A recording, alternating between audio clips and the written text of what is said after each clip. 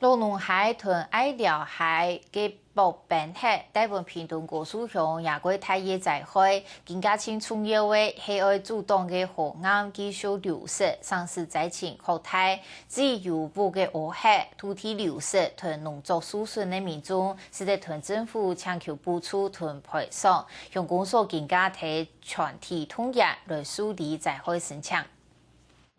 原本四周圍都係農地嘅2層樓建築，更加竟然把亞台河壩嘅地背，為了避免羅農海嘅河岸繼續流失，河川區趕緊搶修，用手波塊主動海水沖刷，要重建高速鄉，第一個任務如何要將從過北平嘅水渡上來。那麼現在的重點就是要積極把切口匯離3公里的地方全部圍堵起來。新豐村台27線土路線嘅一塊農地，現喺河套隔太路長存100公尺，亦就被駕駛無趕緊處理，太水一來，可能規個路基路會打槍槍。希望河川局施工單位能夠加強所有的機械、所有的人力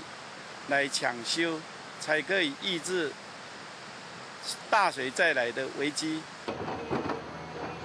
鏡頭來到光復村，施工單位台趕緊加工，要阻止愛寮海繼續侵蝕河岸，農民台順後看門，心痛切下1個人嘅農地流失。為了安尼，鄉長向農民表示，一定會要求河川局回填土方，將留下嘅土地還本農民。只要河川整治完，他們的土地還是恢復啊。就會還他們，也是他們的土地啊。因為一擺嘅風災，造成部分嘅屋嘅烏海、土地流失同農作輸損。鄉長表示，亦都如有相關嘅補助也係賠償嘅辦法，民眾只要提出申請，向公所會趕緊辦理，本大家恐嚇渡過難關。下個新聞陳文年屏東報道。